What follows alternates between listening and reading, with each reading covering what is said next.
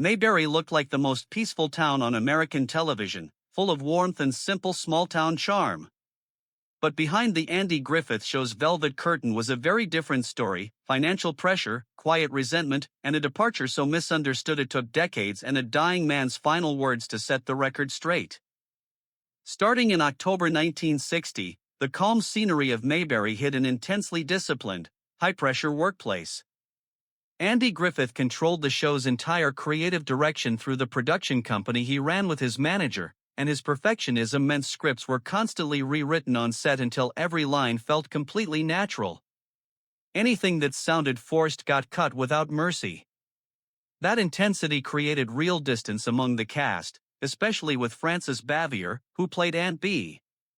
A trained New York theater actress from Britain's Royal Academy of Dramatic Art, she saw herself as a serious dramatic performer, and she felt the sweet, pie-baking Aunt role boxed in her real talent. She stayed distant from the rest of the cast, was easily hurt by teasing, and frequently clashed with both Andy and George Lindsay. On top of that tension sat a growing pay gap. Andy owned more than half the show and made enormous money from licensing and broadcast revenue. Everyone else worked on fixed, modest salaries. Even Don Knotts, the comedic heart of the show who helped it pull record audiences, started out earning somewhere between $1 and $250 an episode, wildly out of line with what he actually brought to its success. In the middle of all this, 6-year-old Ron Howard was growing up on camera as Opie, closely supervised by his own father and mentored by Andy, quietly absorbing everything about filmmaking that would later shape his path into directing. Andy himself later admitted on television that he and Bavier sometimes had very serious disagreements. Underneath the surface, the tension was building towards something bigger. It all came to a head in season 5. On the very first day of production, Andy had made an informal promise: he'd end the show after exactly 5 seasons to protect its quality. Believing that, Don Knotts signed an exclusive 5-picture film contract with Universal Studios to launch the next chapter of his career. Then CBS offered Andy a massive deal to keep the show going, and he agreed to a 6th season, putting his closest co-star in an impossible spot. Knotts scrambled to get out of his Universal contract and stay in Mayberry. Talks reportedly centered on giving him around 5% ownership of the show, a small stake reflecting what he'd contributed. But a misunderstanding over that language blew the whole thing up. Andy mistakenly believed his co-star was asking for half of everything he owned. The negotiation collapsed, and Knotts was legally bound to Universal. The episode Opie's Newspaper became Barney Fife's final appearance. Producers scrambled to fill the gap, bringing in Jack Burns as a new deputy, but audiences rejected him hard, and the character was gone after just 11 episodes.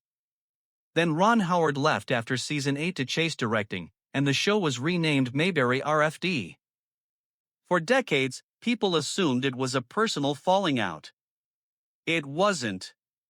Before he died on February 24, 2006, Don Knotts finally set the record straight in his final interviews and memoir, saying plainly that if he'd known Andy planned to continue, he would have stayed.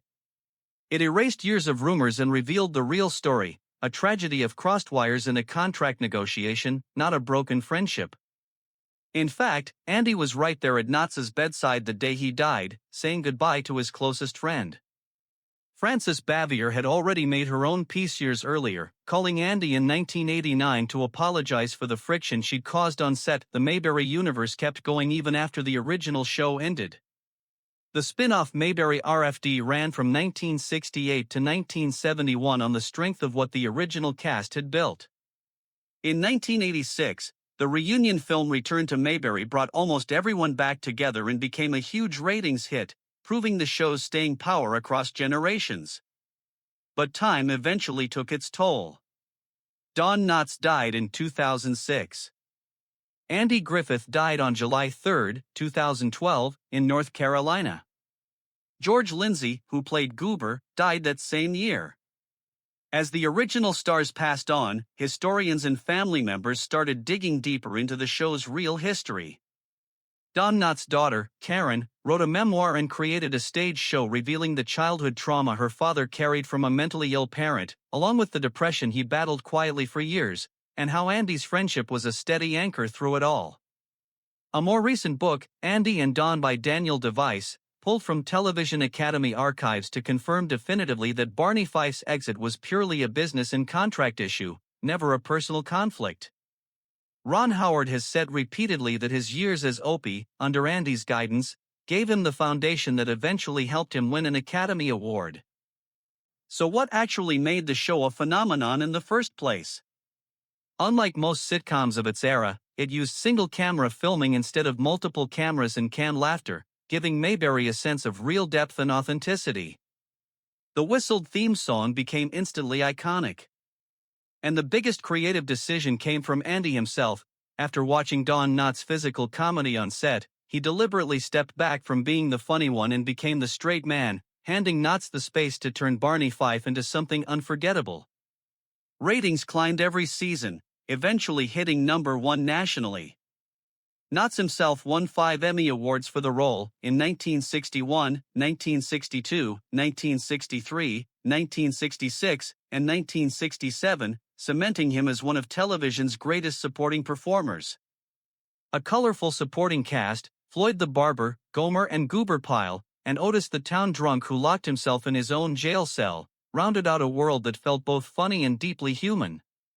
In a decade full of real-world turmoil, Mayberry became a genuine emotional refuge for millions of viewers, and its style permanently influenced how American television approached comedy and character for years afterward. It all started small. Producers Sheldon Leonard and Danny Thomas wanted to reinvent the sitcom around traditional family values and small-town life, and they found their lead in Andy Griffith, fresh off success in No Time for Sergeants. The concept debuted as a backdoor pilot on The Danny Thomas Show on February 15, 1960. The response was strong enough that CBS greenlit a full series. Don Knotts actually called Andy himself after reading about the project, pitching the idea of a bumbling deputy alongside the sheriff, and that pitch became Barney Fife. 6-year-old Ron Howard beat out other candidates for Opie because he could react naturally on camera without seeming scripted. Frances Bavier stepped into the role of Aunt Bee after it was originally intended for another actress. The first official episode aired October 3, 1960, and from that modest beginning came one of television's most enduring legacies. In the end, behind Mayberry's calm streets was the harsh reality of the entertainment business, a painful misunderstanding that ended one of TV's greatest partnerships far too early, and, underneath it all, a real friendship that never actually broke.